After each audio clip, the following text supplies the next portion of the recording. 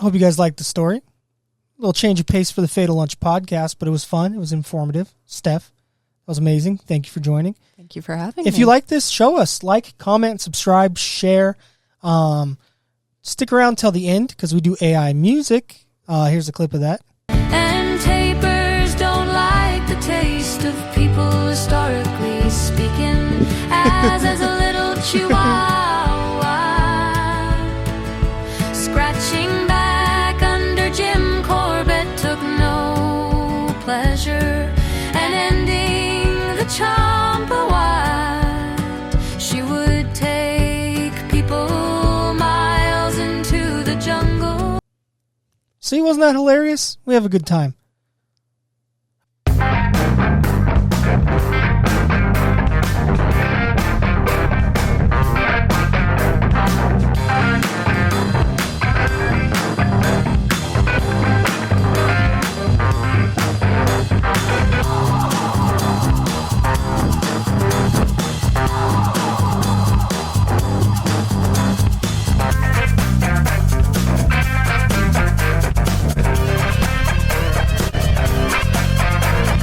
Five, four, three, two, 1, 0. All engine running.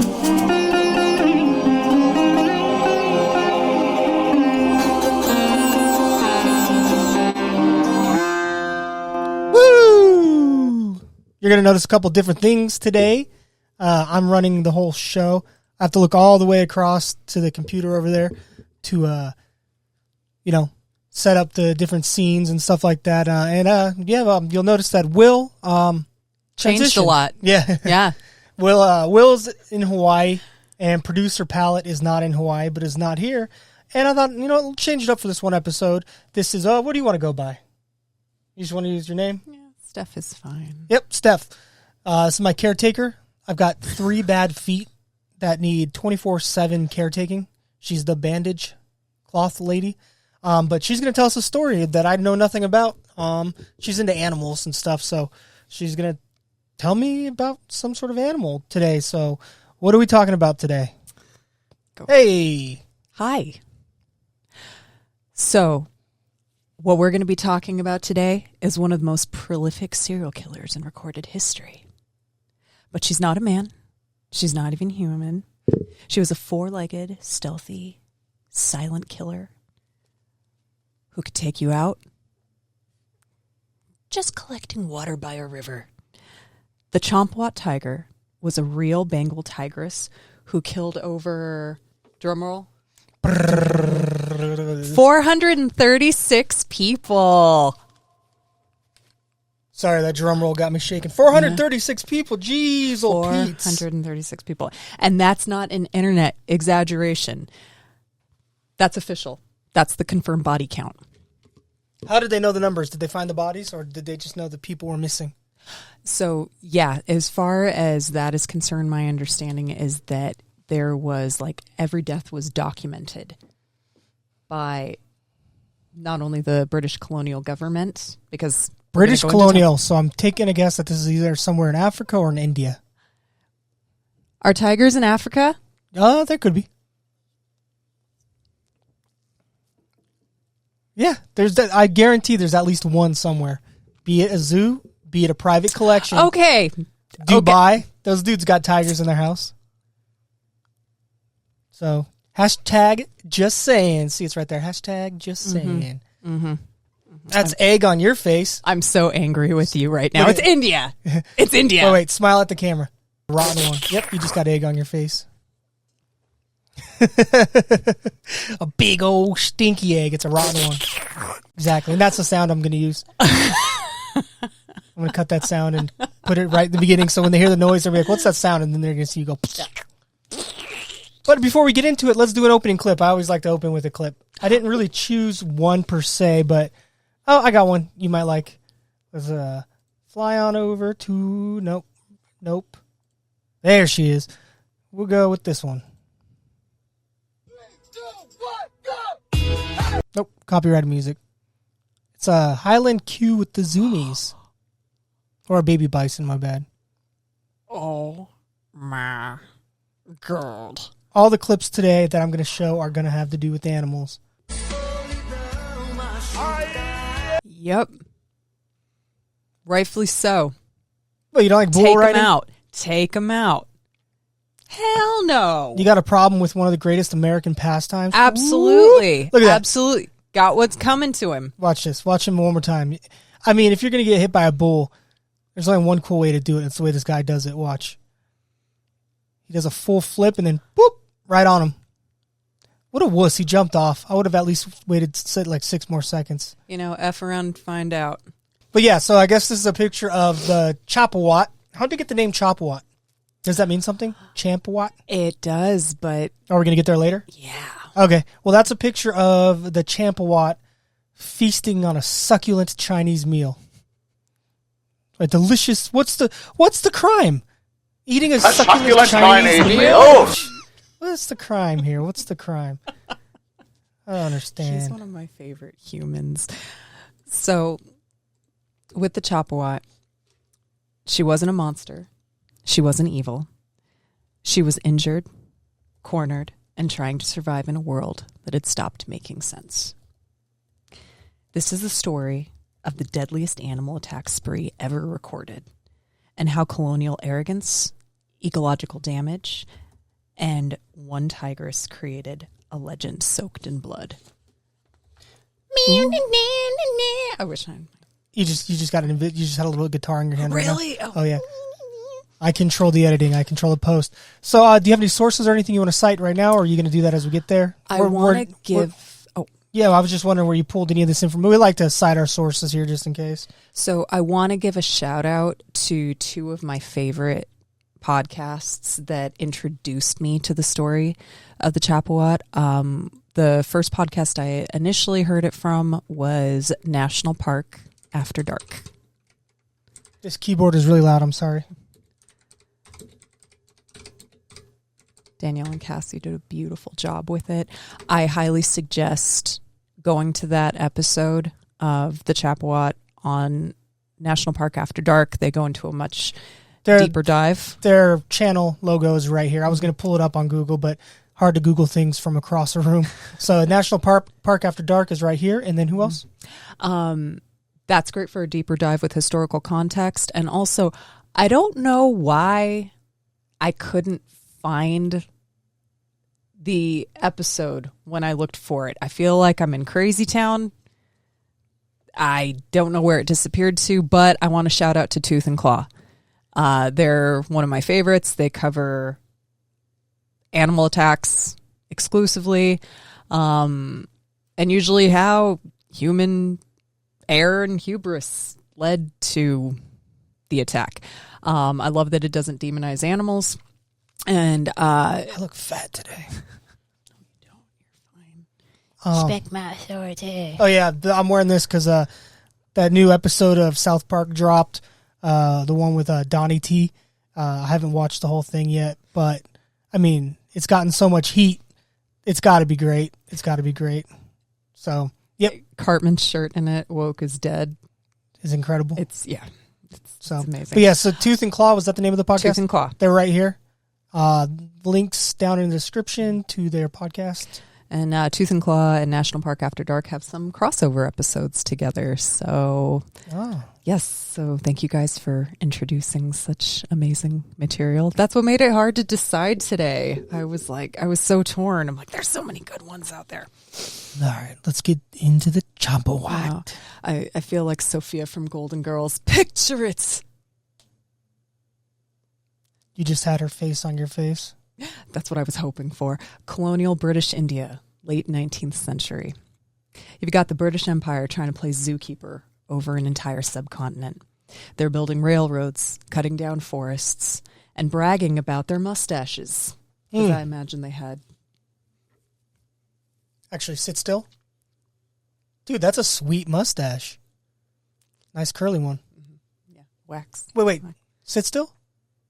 How did you make it twirl on your face like that? That was crazy. It just did like a full helicopter on your face.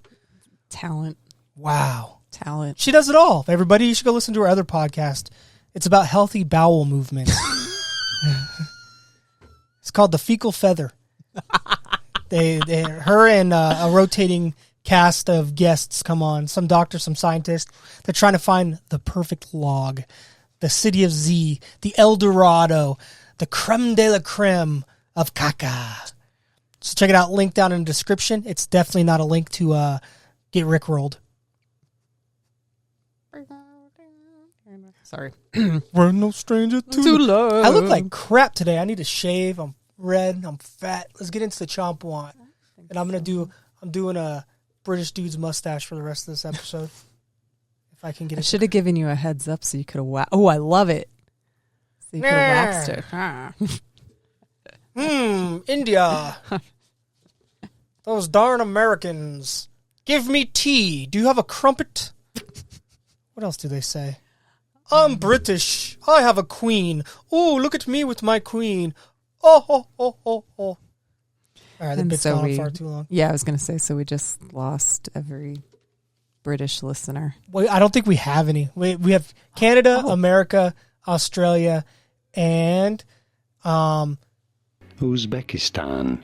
I promise I didn't just look at our analytics and then just put a fake voice of me saying what our fourth country was right there. That was really my voice. Yep, that's who we got. Okay. I didn't notice any Great Britain. Also, famously, producer Pallet doesn't really care for the UK.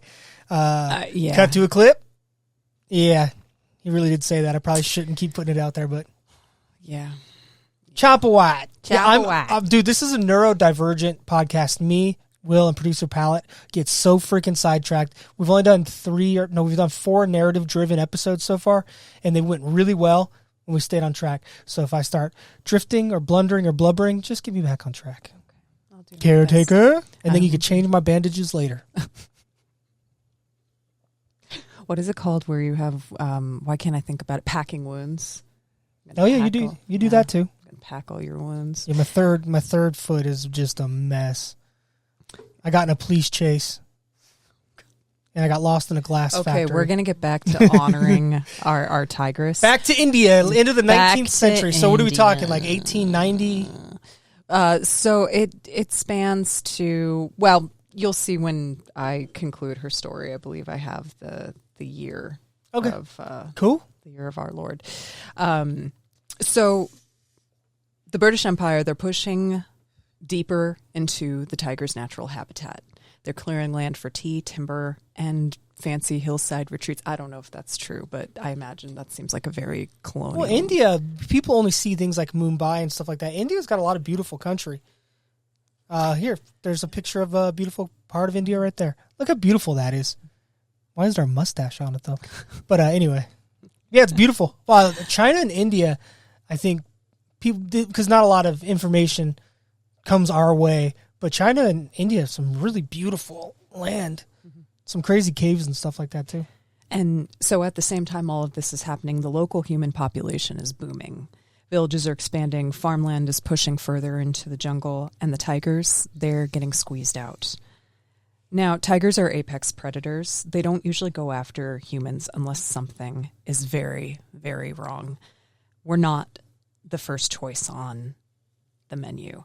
But when a tiger is injured and can't hunt fast-moving prey like deer or wild boar, and may start to turn to slower, weaker game like us. Speak for yourself. I'm the apex. I could kill 2 tigers at once. Watch this. See that? Imagine being on the rear end of that bad boy tiger. Mm-hmm. I say that, and in 2 months, I'm going to get somehow mauled by a random tiger in California. So I just wanted to quickly go over a couple of contextual notes. I forgot to print them out. My bad. So if I'm looking at my phone. So Bengal tigers, they're one of the largest subspecies of tiger. They typically weigh between 220 to 660 pounds. Or 100 to 300 kilograms, with males being significantly larger than females. They can reach the length of up to 10 feet, and that's including tail. That's a long arm. They can reach 10 feet away. And stand around 3 feet tall at the shoulder. And in the wild, they live approximately 10 to 15 years. How long do they live in captivity? Significantly longer. I don't have that exact So what you're number. saying is we should put all tigers in captivity. No. Isn't there more tigers in captivity than in the wild? That's my understanding, yes. Yeah. Most of them are in Texas. Oh, God. Yeah, well, can I give you the little morbid fact? Why they... Morbid me up, baby. Okay. So they typically... The reason their lifespan is 10 to 15 years in the wild, tigers are solitary. And what ends up happening is as tigers age... Can I guess? Go ahead. They get injured hunting for prey. Right? That could happen, but they actually get mauled by younger tigers. Oh. Yeah. Nature is Metal. Sweet. Great Instagram page, by the way. Shout out to Nature is Metal. So they're solitary apex predators that rely on stealth and power to ambush prey, such as deer, wild boar, and water buffalo. They require large territories and prefer dense forests or grasslands near water sources. That's just Bengal tigers, right? Is that what we're talking about? Yeah, we're talking about Bengal tigers. Okay. In this What is there? particular There's case. Siberian, Bengal, and I think that's... Oh, man, you're throwing them at me right now. I didn't even think to bring up the subspecies of all the different subspecies of tiger. I think there's only 2, right? Siberian and Bengal. If only we had... You're making me look bad, bro. Well, you researched this one. No, honestly, I would have done a deeper dive if I could. I was asked to guest with very short notice. So 9 recognized subspecies. I was way off. So we have Siberian, Bengal, Indo-Chinese. I like the name of that one. Malayan, South China, Sumatran, Caspian, Bali, and Javan. Wow. I didn't realize. I thought There's it was so many. more than 2, but... I literally thought it was only 2. But the sidetracks are fine. So with a lot of apex predators, whether it's things like large cats or even great white sharks, for example, they're always going to look at risk versus reward. They can't afford to get injured. Being injured is detrimental to their ability to survive. So with humans, because we're unpredictable, the risk reward isn't worth it for tigers Well, all we're the time. probably one of the only things that can kill a tiger. Yeah. Besides other tigers. Yeah. And maybe bears. Okay. Most cases of tiger attacks on humans stem from injury, old age, tooth or jaw damage, and extreme territorial pressures. And then we'll go into what happened with our girl, the Champawat. But also, I want to add this one more thing for context, because the British colonial government, evil on all fronts. During British colonial rule in India, the government backed a bounty program that was implemented to reduce the tiger population because they were deemed a threat to settlers and livestock because, you know, again, like I mentioned before, they're pushing into tiger territory. So it's like, oh, we're pushing into their territory. Oh, now we got to take them out. So, well, we did that here in the United States with wolves and bears. Yep. So between the 1800s, my understanding is this happened over a 50-year period. 80,000 tigers were killed. I can't believe there was that many at one point. It's a lot of tigers. Yeah. There's probably less than 80,000 tigers left in the world. They're I would Google endangered. that, but I'm not going to. It's right here, the number. Yeah, the massive... I'm going to try to leave a lot of stuff in post so we don't keep getting sidetracked. Yeah, the massive culling contributed to ecological imbalances and was a major drive of tiger population decline across the subcontinent. I wonder what tigers bring to the ecology of an area. Is it just like pest control?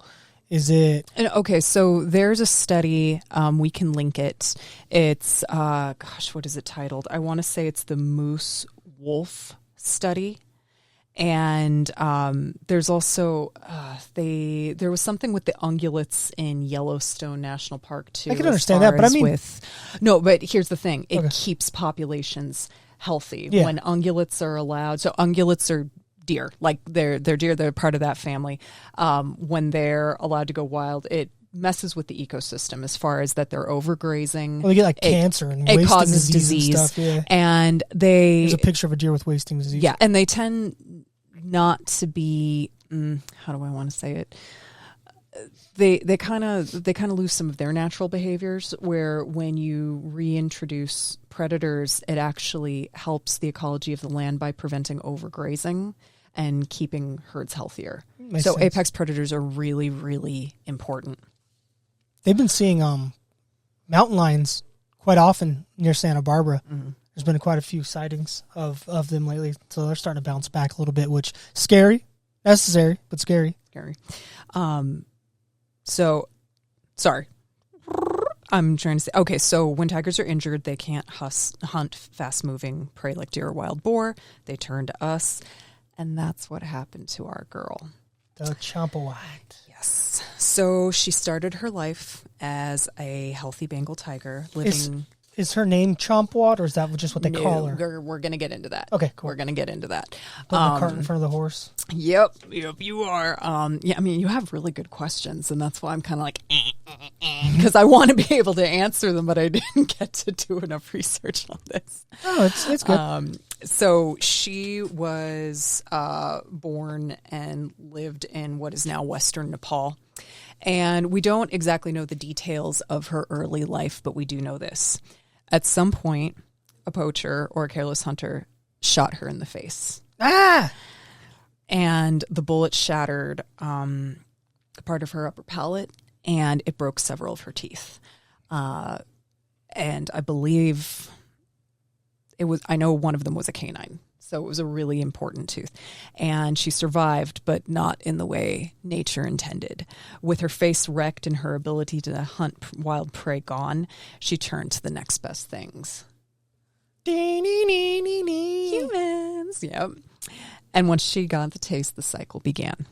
With that, let's throw a palate cleanser in real quick. That's a little heavy. Oh, let's get rid of this. Yeah. Oh, yeah. It's heavy. All right, this one's a pretty funny one right here. Speaking of Turons, Oh, Turons of Yellowstone, another great Instagram page. this buffalo charging a family, and the guy's like, I'll just stand my ground while I hold my child's hand. Oh, my God.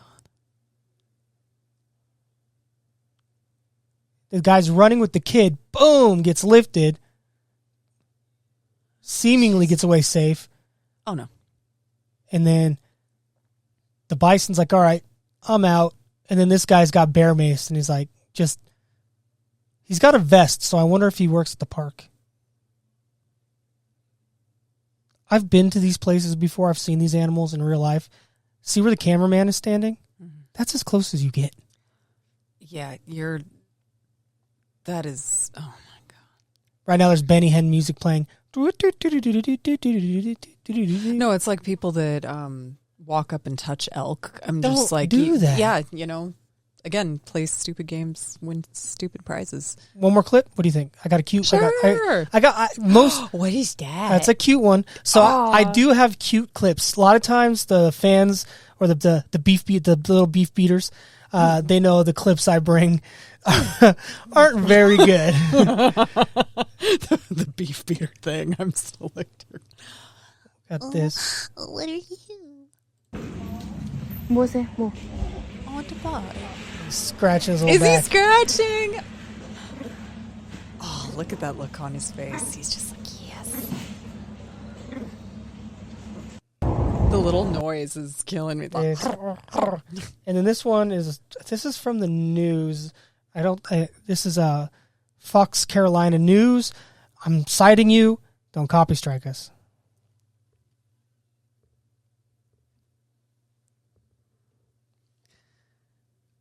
Where's Mom? There's Mom. There's Mom. I think there's sound to this video. Shoo! Shoo! Go on, Bear. Oh, my gosh. That mom got busy. Goodness Oh, gracious, my, Mama. no. Go on. Mama had 6 cubs. Go on.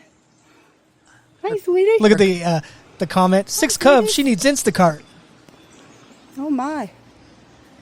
Oh, my gosh. Look how cute they are. The fact Look how cute. that she has 6 cubs 5. and has gotten them that big and healthy, go Mom. Mama Bear. That is a mom. Oh, that's a Go, hood. Mama. That's because that's a hood bear. That thing's been Pick your picking out of babies. trash cans and stuff. Her babies Pick know what's up babies. too. They're doing the right thing. They're Pick treating all your themselves. babies. Oh. Look at them all. Bubbles. Mama Bear, go. Hush, mush. Take your babies. Moose, moose. Baby. Babies. Baby. You better go with That's your so mama. cute. Ah, Mama. You gotta go. So cute. North Carolina. Amanda Smith took that. Is that where that? Oh, okay. North I Carolina. figured out when I heard mush. I was like, All right, back into the Champawat. Okay. If it gets too heavy, I'm going to have to break it up with some clips. That's fine. That's fine. It's 436 people died. It's gonna get heavy. It's a couple. It's gonna get heavy. All right. I wasn't joking when I said prolific serial killer. So after the injury, it didn't take long. The tigers started attacking small, isolated villages in western Nepal. And early on, she mostly targeted women and children. Rude. Rude. Well, I dude. guess it is true. Women and children first. I'm just saying. Oh, man. Well, it's... Sorry, that tickled my funny bone. It's because they were often the ones out collecting firewood, gathering water, and doing field work near the As jungle they edge. should. If I'm going to go die in war, you better go do the chore.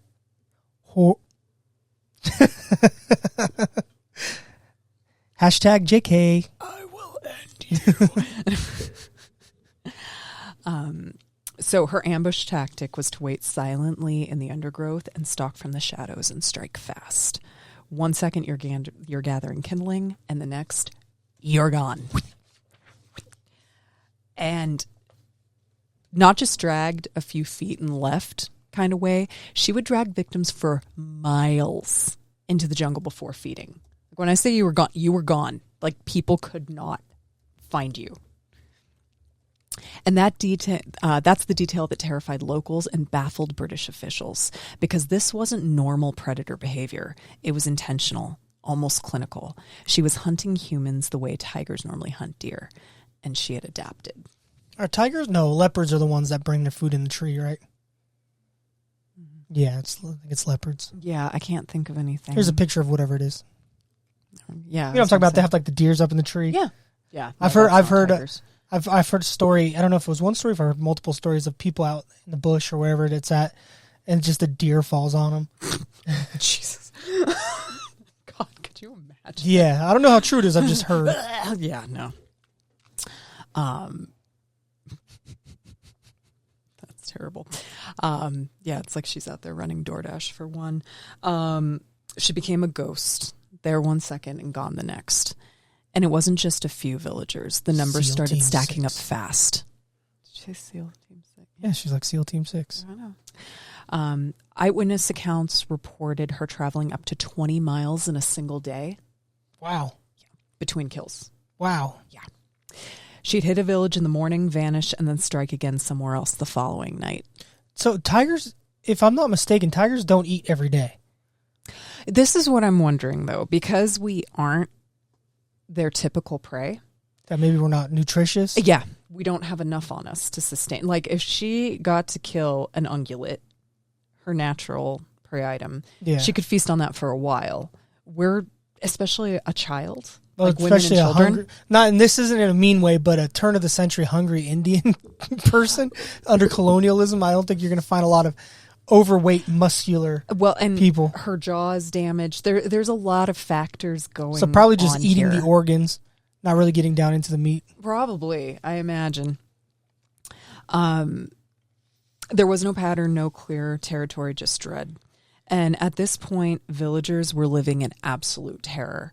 People were sleeping in shifts, posting lookouts, trying to come up with tiger repellent rituals. Entire villages were abandoned. So fires were kept burning all night. Kids stopped going to school. Women stopped leaving the house. Field work, essential for survival, ground to a halt. And there were stories of people refusing to bury their dead until daylight for fear that the tiger would come back. So tigers struck at night a lot? Was that the... That changes, though. Gotcha. Yeah. So but started yes, at night? predominantly at night. Okay. Which, can you imagine how horrifying that is? Just at night. Just...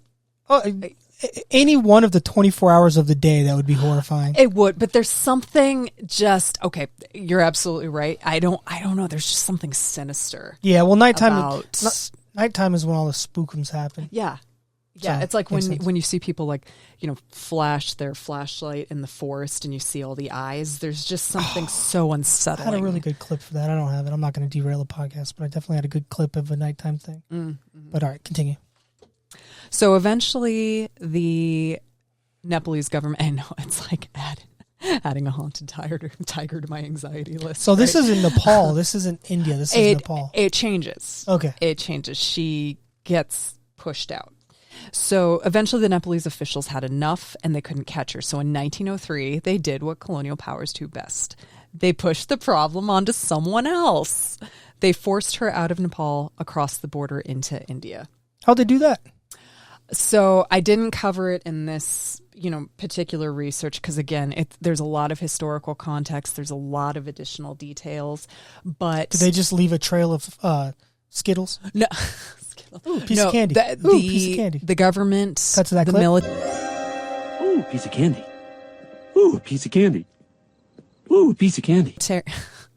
And we're back. The government, the military, they even had trained elephants. Hell yeah. That were used like the in Roman war. army. Yeah, to push her out. They got people involved in almost, I don't want to say phalanx because that's not what it was called. Yeah. Again, I'm having to go off of just memory of when I first learned about this versus the research I'm presenting, because this again is a lot lighter. I didn't get as much time to prepare. There's a whole book on the topic. We also have links down below if you want to get into the real granular. Absolutely. But and we'll link the book. We'll link the book about this. Just email me whatever that book is so I know. Absolutely. But no, they pushed her out. It was a huge effort, and they pushed her out into India. So new country, same problem, basically. So now it's 1903, and our girls crossed from Nepal into India, and specifically into, I believe I'm pronouncing this correct, please forgive me. I looked at, it's the Kumaon region. How's it spelled? Kumaon. Normally in the podcast, we would stop and Google and do a how to pronounce, but I don't want to mess up the flow. The it's N right here. Is not pronounced that much that I know. So I believe I'm pronouncing it right. It's Kumaon in that region. And the British officials were like, surely it won't be that bad. We can take on a tiger. You are looking at Julian's pronunciation guide, where we look at how to pronounce better some of the most mispronounced words in the world, like this other curious word. But how do you say what you're looking for today? Kumaon. Kumaon. Kumaon. What did you say? Kumaon. How did I say it? Kumaon. Hey. Not too bad. All right, back on track. I'll stop diverting so much. So our lovely tigress started tearing through remote villages, kind of like it was an all-you-can-eat buffet. The locals tried everything: armed escorts for the villagers, fences made of thorns, hanging pots and pans, like wind chimes. None of it worked. Between 1903 and 1907, the Champawat tiger was responsible for dozens, then hundreds of deaths. She became a phantom, a boogeyman, a living ghost story. And here's the kicker. By now, everyone knew who she was. The Champawat. Survivors described her size as enormous. Oh, people survived her attacks. I think that that was a rare thing. And I'm sure, again, because there's books that go into much more detail. I'm sure that was with the intervention of, it had to be with the intervention of others. A tiger could just, take someone out. But survivors described her as enormous, unearthly, and too bold for a wild animal. And I'm wondering with survivors too, if it's just people that witnessed the event. Yeah, sometimes they use survivor in that. Yeah, in that context. But that I'm not. So is that the beast right there? Did I spoil? Jumping ahead. I didn't mean to. It was blurred. Ahead. It was blurred. They didn't even see it anyway. She wasn't scared of humans. She would walk into villages in broad daylight, and people would see her standing there and watching. Can you imagine making eye contact with a tiger who's like, you'll do? Yeah. Oh, I'm scared. I'll give it this look right here. You ready? Oh. Wait, menacing. Yes. She's sitting there like, that one looks... Come and get me, you son of a bitch! Works every time. She's like, that one looks diseased. I'm leaving it alone. There's something wrong. I don't need to get rabies. Come and get it, you son of a bitch! She's like, that risk reward, not worth it. How would you like that? Huh? This is my ticket out of here. This is my ticket out of here. So she didn't just kill, she hunted, and she learned. Local accounts say she started changing her patterns when villagers tried to defend themselves. If a group posted guards, she circled around. Nice. If they armed themselves, she struck the next village over. She even figured out that people fled towards water sources, and so she would wait near the river. Real scallywag, real ragamuffin, real knucklehead. She's a smart girl. She's a smart girl. So now people couldn't fetch water, farm, or go to school, or even relieve themselves without fear of a surprise tiger attack. Yeah. Yeah, they don't have a lot of toilets out there, so you have to go to some field. Just imagine you're out there doing your business and a tiger... And you turn into an entree? Yeah. You just cover yourself in it and the tiger will be like, ooh, you know what? Never mind. I don't... No, it'll eat right through it. Yeah, I don't think... Cut to a clip? No, I'm just joking. So British colonial officers who loved big game hunting thought, we've got this. It's just one tiger. They sent out a few hunters. They failed. She outsmarted every single one of them. Their rifles were old, their tracking skills were bad, and the tigers are experts at camouflage and silence. So the death toll kept rising. Eventually, word got out, over 400 confirmed victims. Yikey, Mikey, what's the time span on this? Do we know? Let's see. So that was in Let's see. So entire families were wiped out, villages were begging for help, and finally in 1907, the British government said, okay, maybe we should step in. Let me see if I had where she was born. I heard a date earlier. I think 1904, you said? That's what I wanted to look at. Don't worry about it. It's right here. Thank you. Thank you for making me not go there. With all the paper, I'm like, what is this, an ASMR channel? No. Divisive.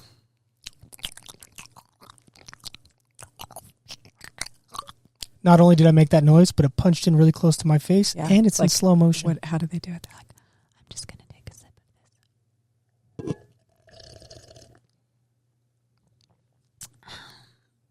Yeah. Terrible. Yeah, I know. Terrible. I want to sick the Champawat on every one of them. No, I don't hate joking. ASMR. I actually like listen to ASMR artists. I get the tingles. I get the tingles. He doesn't. I don't get. I'm not averse to like mouth noises or anything like that. I don't have that. Whatever it's called right here, that weird thing that people have. I don't have that. I just don't like ASMR. Especially like, I wish I've got so many videos. If we had time, I'd look it up, of like specifically like people from like the Asian part of the world. They eat like goat heads and pig snouts, and they're like, are you talking about mukbanging? It is mukbanging, but with the ASMR twist. They boost the mic so you can hear every bite and slurp, and it's just... here's the thing, though, with ASMR. See, now I'm going off on a whole, like, sidebar tangent. Like, there's different types, and so some people, like, don't respond to, like, the mouth sounds or eating. Other people like page turning. A lot of people say their first experience of realizing they responded to ASMR was Bob Ross. Him painting. Happy little accidents. Happy little accidents. Anyway, okay. Sorry, we're going to come back. So... 400 victims, families wiped out, villages begging for help. And then finally in 1907, the British government said, okay, we need an expert. We need a tiger guy. She sent me in. I was like 16. You look really, really good for your age. What are you, a Highlander? There can be only one. There can be only one. That's why you're still around. So enter Jim Corbett, a reluctant hero who was about to walk into the most infamous hunt in history. Jim Corbett. See a Brit? I'm going to get into that a little Let's bit. go. So Jim Corbett wasn't your average rich guy with a gun hunter.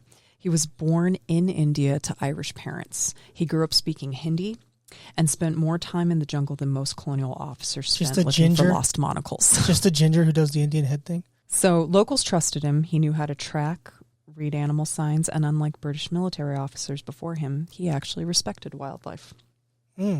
So when the government basically said, please fix the problem we made, Corbett agreed, but under one condition. He told them no one was allowed to come along. No horses, no British officers, no circus, just him and a few trusted locals. Jim Corbett? Mm-hmm. For him, this wasn't about glory. It was about stopping bloodshed. And he would later write, understanding why this all happened. That's a book? That's a book? Understanding why this all, he said he was... Oh, no, I'm sorry. He would later, it was about stopping the bloodshed, and he would later write, understanding why this all happened. So he literally did this. This wasn't for glory. This was literally for him to stop suffering. That's the only reason he was involved. So it took weeks. The tiger was elusive, smart, and deeply familiar with the terrain. Corbett tracked her through dense jungle, steep ravines, and mountain villages. Finally, in 1907, near the village of Champawat. Is that where it got its name? There it is. Yeah. So what'd they call it before? Some sources you'll read call her the Tiger of Kumau. So that's another one because that's where the story... I'm sorry, I'm learning this whole podcast thing, guys. Okay. I just don't want to cover your face, but we got to... Yeah. No, forgive me. I'm trying. Thank you. Thank you.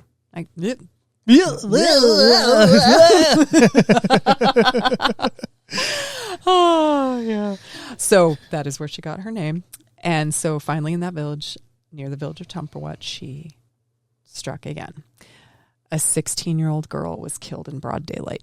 Was that first picture we showed? I don't know if that's what it was based on, because she was known for killing women and children just because they were the easiest target. Initially. It looks like a 16-year-old girl. So around 1907, reports began circulating. She looks oddly white. Doesn't she? Yeah. I mean, it's hard to...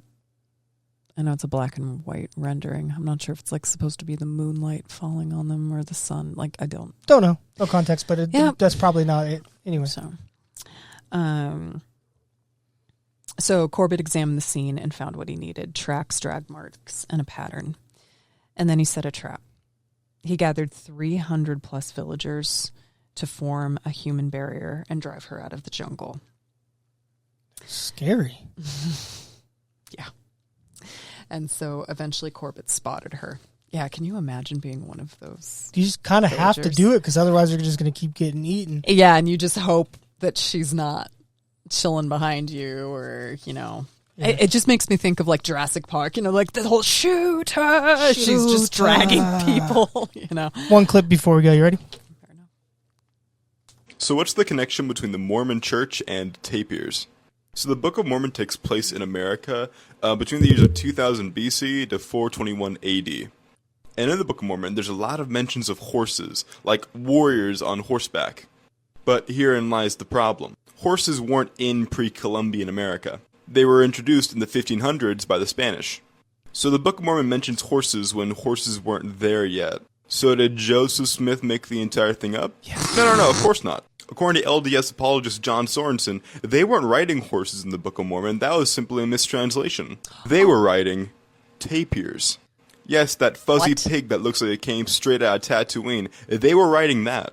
Just imagine the Theoden's riders scene from Lord of the Rings, but they're all riding this fuzzy little jungle pig. It's hilarious. Since then, the tapirs have kind of become a symbol of the ex-Mormon movement. Because of that, I've made these awesome shirts. I love them. On my Etsy, you should check them out. So what's the connection between the Mormon church? How? When you're making it up, How? It's Johnny 5. It's the rules of Johnny 5. You tell one lie, you got to tell 5 more. It just makes me think of little kids. And then, yeah. That's how all the movies were made in the 90s. And then there were aliens, and then the aliens were bad, and then the hero came out. Yeah. Yeah, or yes-anding. It's like the ultimate improv. Yes and, yeah. All right, let's yes and yourself into the dirt. We'll finish her off right now. No more distractions. We should be getting to the juicy bits. We are. Trigger warning. Trigger warnings. Yes, the trigger warning for, I'm just going to say it outright, animal death. I know humans, we don't need a trigger warning for that. You know, that's what's so funny is like all the true crime podcasts I listen to are always like, they'll give the gold star warnings sometimes if it's especially horrific when they're mentioning human death, but always the animals. They're like, just a warning, an animal's going to die. Ding, You know? ding, ding. I don't know. Like, they're just, animals strike different. They hit different for people. Yeah, Like, unless yeah. they're delicious. She doesn't eat animals, folks. I don't want to give out too much personal information. Caretaker doesn't partake in the schmeat. It's okay. I was once a meat eater. I'm going to out myself. But, you know, when we know better, we can do better. Yeah. So, but she was bold. She was not scared of humans. And she charged. And he fired. And he missed. Nice. And she kept coming. Wonder what kind of gun he was using. 1907? I imagine it's a turn-of-the-century rifle. Well, I mean, it's a rifle. I don't know the name. I don't know what, you know. Well, I mean, is it a single shot, a multi-shot? Because by 1907, we definitely had repeating rifles. I don't know. It's right here, whatever the gun was. Mm-hmm. She kept coming. He fired again. And on the second shot, she fell. Later during examination, Corbett confirmed what others had only guessed. Her upper right canine tooth was broken in half, exposing the pulp. Her lower jaw was also damaged, but you know, it was the upper palate that had received the most damage, and she couldn't kill or chew larger prey. She had no choice. She wasn't evil. She was injured, displaced, and surviving the only way she could. Corbett wrote about her with a kind of reverence, not fear or hatred. He would go on to say that most man-eaters weren't monsters. They were wounded animals in a broken system. I wonder if you could draw parallels between that and crime in poverty-stricken areas.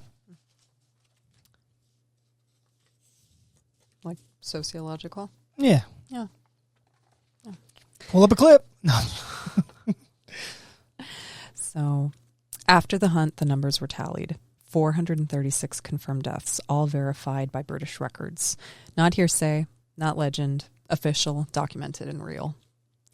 She remains the deadliest individual animal attack case in recorded history, and no other animals come close to matching the body count. 436? Mm-hmm. Yeah. No other animal has come close to matching the body count since.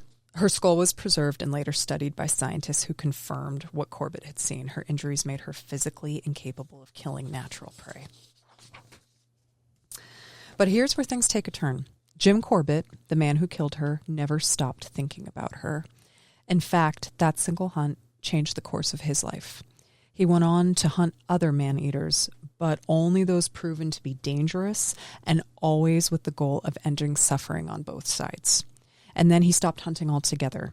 He became a conservationist, wrote books like The Man-Eaters of Kumail, and spent the rest of his life advocating for wildlife protection. Eventually, an entire national park in India was named after him, Jim Corbett National Park. It's one of the oldest tiger reserves in India today. A picture of her here. And Bengal tigers do still live there.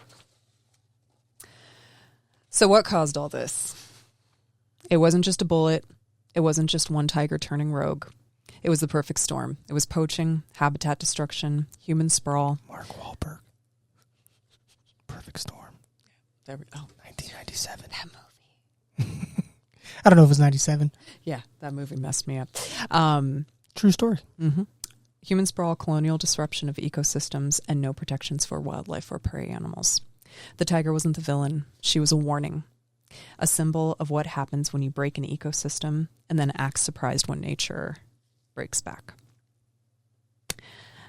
And so the next time someone says, man, animals are so dangerous, you can say, not unless you shoot them in the face and bulldoze their home. I think that's reasonable. The Champawat tiger didn't want to be a killer.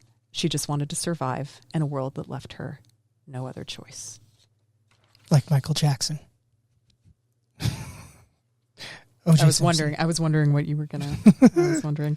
Wow. So that is the story of the Champawat tiger. What's that forbidden picture you didn't want me to show? The forbidden picture? Yeah, you're jumping ahead. That was Jim Corbett Okay. with the Champawat tiger. There he is. Looking over his. Yeah, she does look like it's got kind of a funky skull. Wow, those legs are big. She's a big girl. Kind of cute. Kind of sad that it's so deadly. She just looks like she's sleeping. I think it's easy to make her out to be a monster. Well, she killed 436 people. Yeah, I know. I'm definitely not on her side, but I'm also not on her side. No, that's the thing. You can't anthropomorphize and paint her as a villain, and yet you also can't discount that people lost entire families. Yeah, 436. But that changed the trajectory of entire lineages. Countless lives. Countless lives. But again, it was humans that made that happen. If she hadn't have been shot in the face, she would have still been eating ungulates. Those 436 people would have been alive, maybe. Alive, potentially. Not killed by her. Well, all right. Now, how we end this thing is we write a song using a program called Suno. I have notes that I've taken during the show. You can freestyle. It doesn't have to be about what we talked about. We first we choose a style of music. Okay. So what kind of music do you want this to be? Oh. We can do country is always a banger. Okay. We rarely do like electro or rap or anything like that. Country's a banger, rock and roll. We can do something slower. We can do like Have you done folk? No, we'll do it. I just wonder what that'll sound like. Do you want me to rap it out like Will? Yeah. There once was a tiger in 19... I'm sorry, Will. He always ends up rapping. It's so funny. So we got folk music. Well, I took it back to the 90s there. Like, remember when we were kids and like, my name's Steph and I'm here to say there's a tiger that killed every single day. The song is going to be called Champawat. Champawat. Yeah, so I'll start her off, and then when I point to you, say a few lines, say a few words. We'll go back and forth a couple times. We'll create the song. We'll listen to the first one, react, and then we'll play the second one, fade out, and catch you in the next episode of the Fatal Lunch Podcast. So there was a tiger named Champawat. It had gotten shot in the face, so it started eating a succulent Chinese meal because of colonial arrogance. But this succulent Chinese meal was actually humans. Our girl took out 436 people that she looked at as if they were an entree. And then Jim Corbett came in to save the day. If only it were Mormons that colonialized that part of India, because it would be a tapir, not a tiger. And tapirs don't like the taste of people, historically speaking. As much as a little chihuahua loves scratching his back under a car, Jim Corbett took no pleasure in ending the Champawat. She would take people miles into the jungle. But it wasn't to make love. It was to feast. Speaking of love, we love you. Thank you for listening to the Fatal Lunch Podcast. Please subscribe. And monkey. You got one more? Or are you done? Conservationists. Yay! Okay. It just said more conservation for some reason. All right, we're going to create this. We love you. Please comment, subscribe, share, do all the things. Let us know in the comments if you want to see Steph again. She's got an endless trove of animal, stories, things I know nothing about. And we can expand that into cryptozoology. Yeah, she likes the cryptids. We've done one cryptid so far, Bigfoot. Episode's right here, Bigfoot 1. If you want to learn about the Bigfoot War of 1855. Or let's tie this with a cute little bow. You see the cute little bow right there? Alexander the Great sent a whole army into Nepal looking for the Yeti. That's how old the story of the Yeti is. Alexander the Great sent a whole army there. So here's the first one. Album art right here. It's actually kind of cool looking album art. Let's take a look at it. I'll show it to you real quick. Wait. It's the tiger at a table feasting on a bunch of food. Again, album art's right here. That's her in heaven. That's what she deserves. Yeah, real food. So, all right, here we go. We're going to play the first one. So there was a tiger named in Champawat. It had gotten shot in the face, so it started eating the succulent Chinese meal. Because of colonial arrogance, but the succulent Chinese meal was actually humans. Our girl took out 46 people that she looked at as if they were an entree. And then Jim Corbett came in to save the day. If only they were Mormons that colonized that part of India, because it would be a tapir, not a tiger, and tapirs don't lie. And tapirs don't like the taste of people, historically speaking, as a little chihuahua scratching back under Jim Corbett took no pleasure, and ending the Champawat, she would take people miles into the jungle, but it wasn't to make love.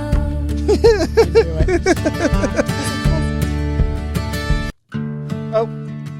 Sometimes AI does that. It'll write most of the song and then it'll crack out. So here's the second one. We're going to fade out with this one. We love you. Comment, subscribe, do all the things.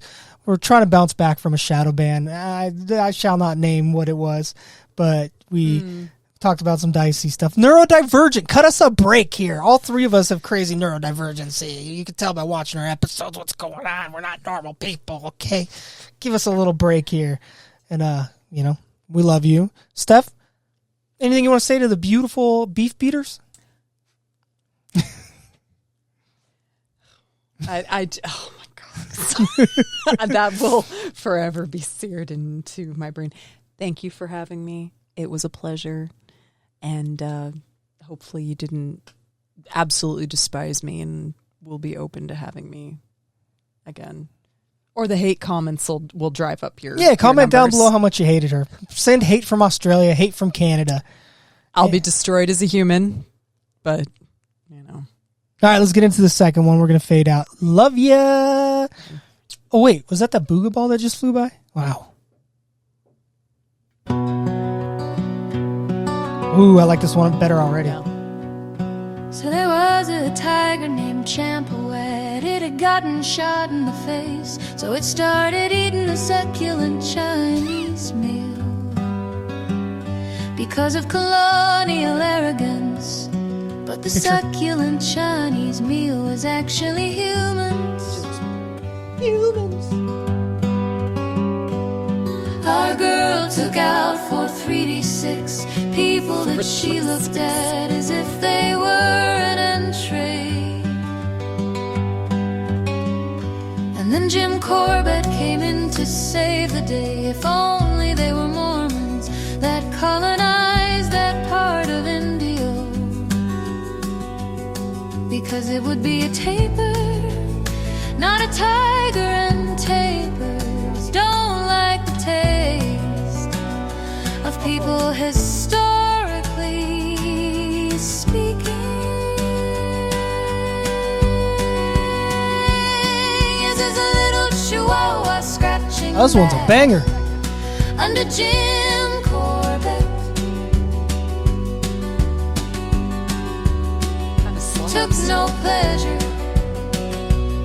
and ending the Champawat, she would take people miles into the jungle, but it wasn't to make love, it was to feast. Speaking of love,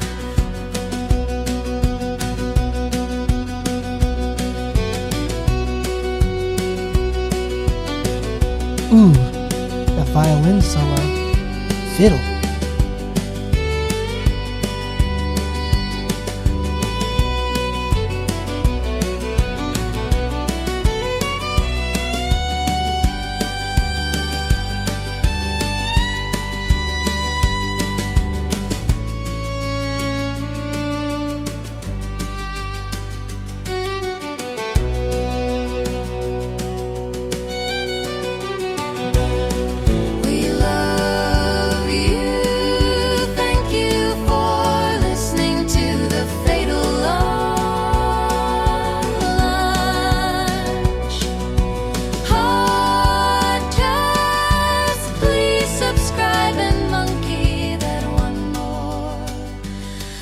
conservation.